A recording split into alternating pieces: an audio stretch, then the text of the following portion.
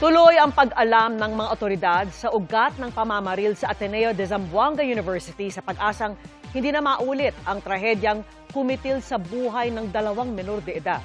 Bukod dyan, ang malalim ding sugat na iniwan sa iba pang estudyante, guro at school personnel na sinisikap na tugunan ng mga psychosocial expert. At mula pa rin sa Zamboanga City, nakatutok live si John Consulta. John! Vicky, sinisimulan na ang psychosocial intervention para sa mga guro at estudyante na naipit sa school shooting na naganap sa loob ng Ateneo de Zamboanga kahapon. Patuloy ang pagdating ng mga nagtitirik ng kandila at nag-aali ng bulaklak sa harap ng gusali ng Ateneo de Zamboanga kung saan nangyari ang malagim na pamamaril. Mahirap maintindihan kung paano aabot ang isang 14 anyos lamang na bata sa pamamaril ng kanyang mga kaeskwela. Ang mga nasaksihan at narinig kahapon nakaukit na sa alaala ng mga estudyante at mga kalapit na residente. 2 putok lang ata yun.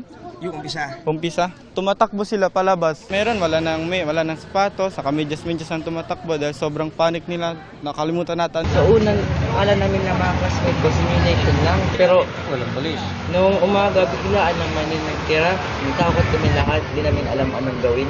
Ang DSWD nagsasagawa na ng post-trauma informed care di lang para sa mga nasaktan, kundi maging sa buong komunidad ng paaralan. Maaring physically walang galos, walang injury, pero yung dala-dala nilang trauma, yun yung dapat nating subaybayan.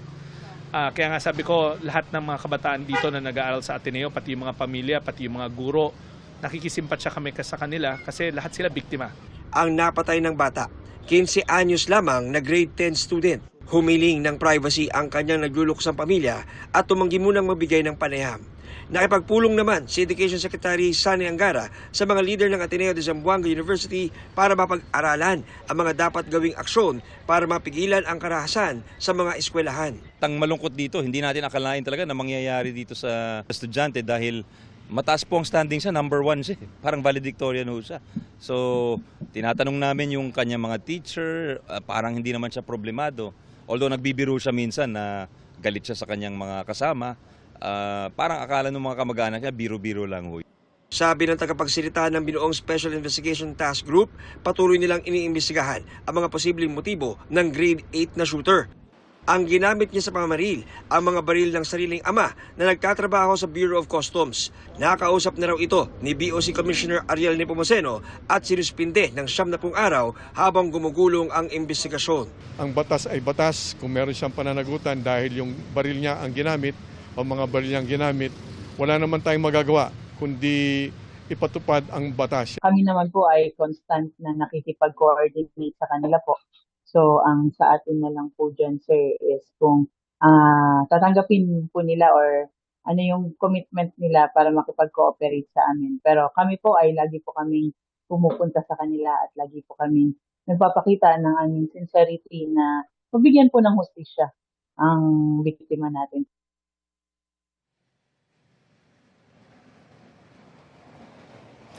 Vicky, base sa impormasyong ating nakuha ay nailibing na kaninang umaga ang grade 8 shooter. Samantala ay patuloy pa rin naman nagpapagaling ang ilang mga estudyante na nasaktan sa pamamaril. Samantala, Vicky, ay makasagawa daw ng parallel investigation ang NBI sa nangyaring insidente.